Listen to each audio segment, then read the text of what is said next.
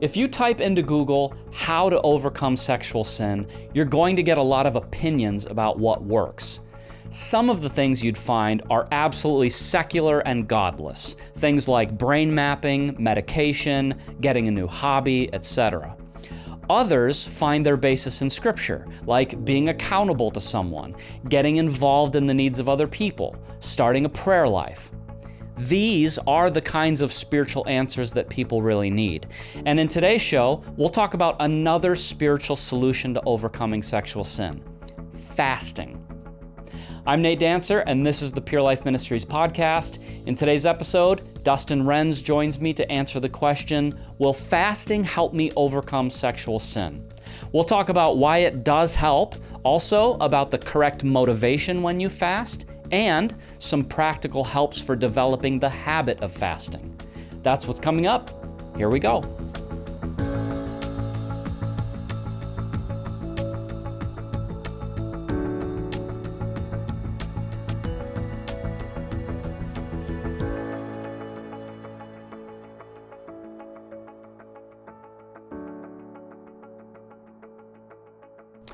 All right, so we've got another Ask the Counselor episode here on the Pure Life Ministries Podcast. Today we're going to be doing a question about fasting. To help me answer that question is Dustin Renz, 2011 graduate of the Pure Life Ministries residential program and the president and founder of Make Way Ministries. Thanks for coming in. Yeah, thanks for having me again. Yeah, so we have actually received a number of YouTube comments about fasting when it comes to overcoming sexual sin. And I know that you're a big proponent of fasting, including extended fasts, and so I thought you would be the perfect person to bring in and answer this question. But really, the question is this, and let's just start off by answering maybe simply, will fasting help someone overcome sexual sin? I think that it's important to kind of lay a little bit of guidelines around the question, because depending on how someone is interpreting the question, the motive behind it, I think it would kind of skew the answer a little bit. Fasting is one of many spiritual disciplines. That's kind of that group of, activities that we have grouped it together: prayer, reading the scriptures, worship, these type of things. And so if you were to ask me, does prayer help get free from sexual addiction? I would say, well, yes, but not necessarily. It's not a guarantee. If you said, well, does reading the scripture help me get free from sexual sin? I'd say, well, for sure, that's a proponent, but that's not, it's not guaranteed. And so I think we get in danger anytime we think that this specific activity, if I just do this thing, that the outward action of actually doing it is going to have X results. And I think that's kind of the challenge there. Because everybody who's battled with sexual sin, we're looking for that one thing, the thing I haven't done, the conference I haven't gone to, the book I haven't read, the activity. And so a lot of times that's the question, if I just do this, is this going to result in this? And obviously we know spiritual things are a whole lot more complicated than that. Right. So I would say for sure in my life, I've seen fasting have a massive impact on staying free from sexual sin. But there's a whole lot of caveats as far as the motivation behind it. It's not the actual act, it's getting in touch with God. That's what all the spiritual disciplines do. And obviously, He's the one that sets us free. So fasting done in a healthy way, biblical way, and in a way that connects us with God, for sure, is a key component, I think, in getting free from sexual sin. Yeah, okay, that makes sense. So what we're not saying, and this is what you've been stressing already, is like, all right, if you just, every week you do a one-day fast and you just do that enough and you're guaranteed to have no more struggle with sexual sin. Like, it's not a magical silver bullet.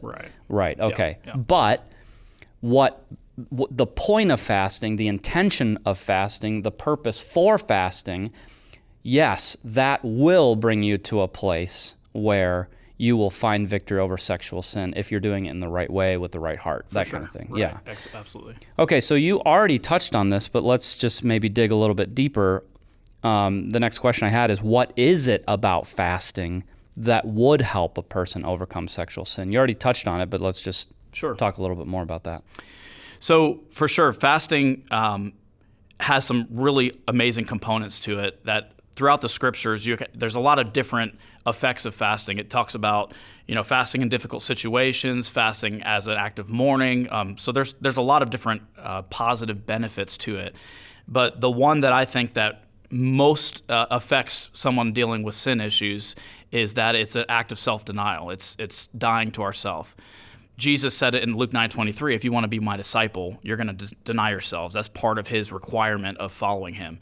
And so I think one of the most practical ways to actually practice that in a tangible way is by denying ourselves food. That's, we all need food. We need to eat to stay alive. So that's a normal part of the human experience that every human experiences. And so our bodies are naturally craving these. And of course, we like the best food, the best tasting. I mean, it can become very indulgent. It could become a problem where it's a sin issue where we're over the top craving those things. But what fasting accomplishes is it gives us an opportunity to say no to our flesh in a tangible way. So when you stop eating food for a period of time, whether it's one meal a day, days, weeks, whatever it is, during that time, it's like putting your spiritual man in control and saying, okay, our flesh is not going to have what it wants. It's going to crave food. It's going to whine and complain, and it's going to, we're going to constantly crave this. And for this season of time, I'm going to tell myself, no, you're not. It doesn't matter how much you react to not getting what you want. You're not getting what you want because I'm going to serve the Lord, and the spiritual man's in control. And so, in that way, it's a very practical way to put our flesh on the cross. Essentially, you say, well, that's not necessarily sexual sin. Well, what you discover is if you can learn to tell yourself no in very practical areas, very tangible ways, you actually learn self-control in other areas. So if you can resist the craving to eat food for an extended period of time, then that's you are teaching yourself, okay, my flesh is not going to control me in this area, and it becomes easier to resist temptation in other areas. And so it's kind of like a targeted way to attack the flesh and say, okay, you're not running the show here. And by doing that, you're actually asserting control spiritually over it, which carries on over other areas of your life, which will result in greater ability to resist sexual temptation and all those kinds of things that happen. Even though we're talking about a hunger drive and a sex drive, they're really connected in the flesh, and both of them have cravings that, if given over to, can lead to all kinds of sinful patterns. Yes. Okay. So, and I've heard Pastor Steve talk about this so much over the years, but basically what he says is, if you're living a self-indulgent life in, let's say, 4 areas of your life, but you want to live a self-denied life when it comes to sexual sin, he's like, it doesn't work that way. So if you're just, let's say, when it comes to entertainment and it comes to food and it comes to the pursuit of success, you're just like given over to those things. You're just like, I want more, I want more, I want more. But then somehow you want to have the strength to say, but I'm not going to look at pornography.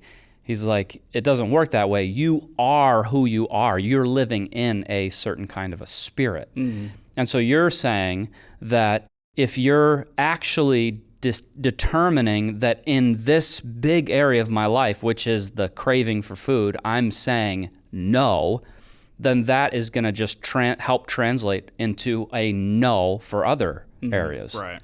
Yeah. Well, and I think, if you think about it in other areas, so in prayer, we talk about it's like developing spiritual muscle. Like in the beginning, 5 minutes of prayer feels like eternity. It's like, I can never do this. For sure. And then the more you train yourself to do that, the easier it gets. Same with reading scripture, other spiritual things. It's like building muscle. Really, self-denial is like its own muscle, if you want to say, in the system of spiritual disciplines. And so by working that muscle of self-denial, even though it's in a kind of a different category, what you're denying yourself, it's that same muscle that denies ourselves sexual temptation. It's the same muscle that keeps us from letting our mind go into lustful territory, from clicking that button and looking at that ad. So it's one muscle, and you're exercising it. It's like working out in a gym. You're working it out in this area, but it's going to actually impact your life in other areas as well. And so I think that's kind of how I see it. It's trying to strengthen the act of self-denial, that practice in my life. And as I strengthen that really strong with the food,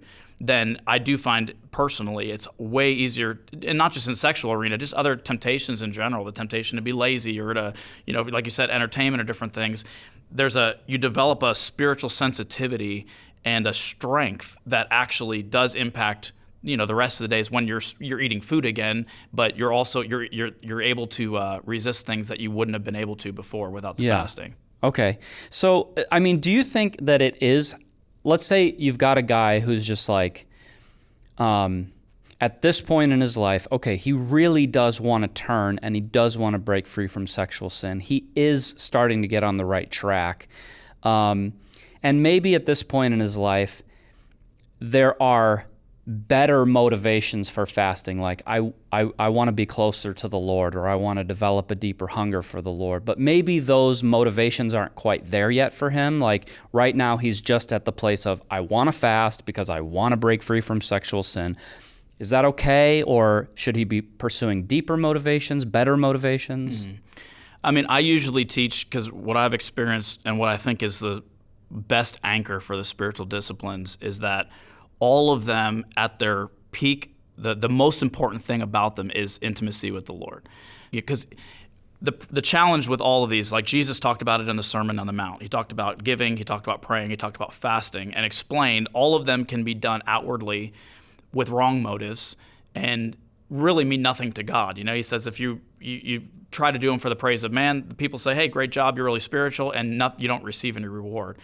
So any fasting done with, spiritual motives is probably beneficial, but I've always tried to maintain, okay, if I'm spending a season of time in fasting, my ultimate priority is to seek the Lord.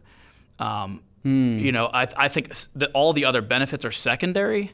But like, I wouldn't tell somebody who wants to get free from sexual sin, well, you should just pray for 15 minutes a day and only pray about getting free from sexual sin, because you're kind of missing the whole point of prayer. Prayer is to put us in contact with the Lord. People, if they were reading the Bible, I'd say, well, yeah, here's some scriptures on sexual sin, but I wouldn't say for the next 6 months only read scriptures on sexual sin, because you're kind of missing the point. So I feel like if you put the target, my goal is to get closer to the Lord, which should be the motivation of someone wanting to get free from sexual sin. Now, maybe they're not quite there yet, but that's ultimately, target that and understand all the other benefits come along with it. I think that's safer than telling them, just fast for this one thing. That doesn't mean I have times where I fast for something specific. It could be that, well, I'm going to spend X amount of time specifically praying that God will set me free. I think that's okay.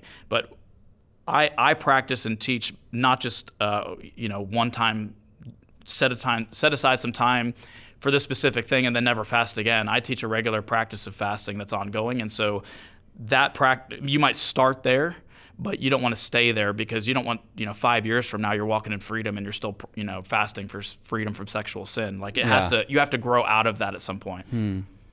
Yeah. So, and maybe that's even another way to sort of practice some self-denial, is like, okay, there's this pressing need, where I'm like, God, here's what I want you to do for me, in a sense. But what if we pushed past that and said, okay, God, I get it. Like, I do need to be free from sexual sin, but on this day, I'm fasting for one purpose, and that is I want more of you in my life. I want you to have your way in my life. Because I think what you're saying is that God has his purposes for fasting. He didn't just give it to us so that we could use it for our whatever we want. Like I now have some power over God to be able to ask him, do what I want you to do in my life, because, hey, look, I went without food. It's like, why did he actually give us the practice of fasting? Right. Well, and I think that's the danger of things like fasting, is there is that temptation to think that we can almost manipulate God. It's like, well, I did this for you, now you owe me something. And I think that is a very, it's a very unhealthy way to approach the Lord in general. So I think that what I found is when I'm fasting, it naturally builds intimacy with the Lord, because while you're hungry the whole time, I mean, your body never, someone asked me, I was on an extended fast recently, and they're like, how often did you realize you were fasting? I'm like, every second of the entire process. Like, never once did I forget I forgot I was fasting. Like, you're consciously aware, because your body is going to let you know we're hungry here, we need to eat.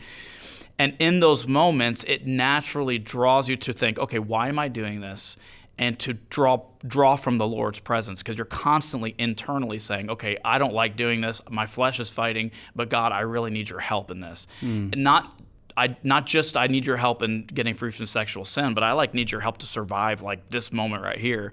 And so I think that there's this intimacy that's developed in fasting that's hard to describe. It's hard to explain, but when you're in those moments, you naturally will pull on the Lord's strength, and it'll become an intimate thing. It won't be well, this is a project and I need to do this for X amount of time so that I can get free. Like that ceases to be the thing when you're in the middle of it. If you haven't eaten for a few days, all of a sudden you're like, I just desperately need the Lord. So that internal cry is what will set you free from the sin. So it's kind of like this thing.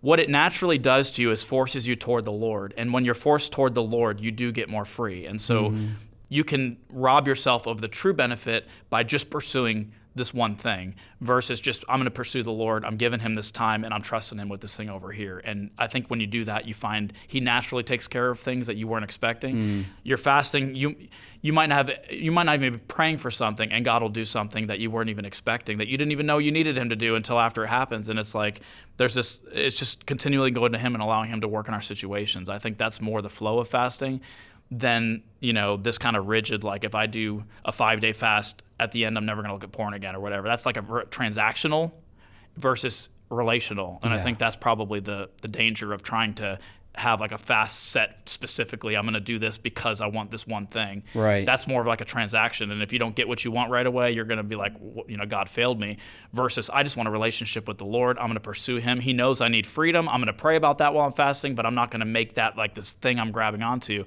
And anytime we grow in our relationship with God, it's always going to benefit us in every other area. Right. So I think that's kind of like the focus, what it has to be. So what are some practical tips that you would give somebody if they say, okay, I hear you, like I need to be pursuing a deeper relationship with the Lord. I want to do that. What are some practical tips that you would give them to actually implement fasting? Sure. I think first thing is just literally scheduling it. I have a note in my phone every week that goes off that tells me on a day, this is the day that you're supposed to. So sometimes I'll move that around if I need to for schedule-wise, but setting aside a day, this is, if let's say it's Thursday, okay, every Thursday, unless there's some reason that I can't, I'm going to spend some time fasting. Now, that could look like skipping one meal, skipping 2 meals. There's sometimes I won't eat until dinner time. That's like what I consider a half day. But most of the time I try to sleep all night on Wednesday night, all day Thursday, not eat, just drink water, and then sleep, and I break my fast on Friday morning. That's typically what I would consider a 1-day fast. Okay. And during that time, people get kind of hung up on, if I don't have time to pray a whole ton extra, then it's not worth it and all that kind of stuff. And like I talked about earlier, you naturally will pray more when you're fasting. And so you might work a job and you're like, well, I'm not going to have a ton of time, maybe a lunch break. Well, spend some extra time as much as you can. Find some time to pray. But the actual act of fasting itself, even not coupled with prayer, it's still a sacrifice to the Lord. And there's still, you're aware of the Lord in a way that you're not normally because of that cry for food.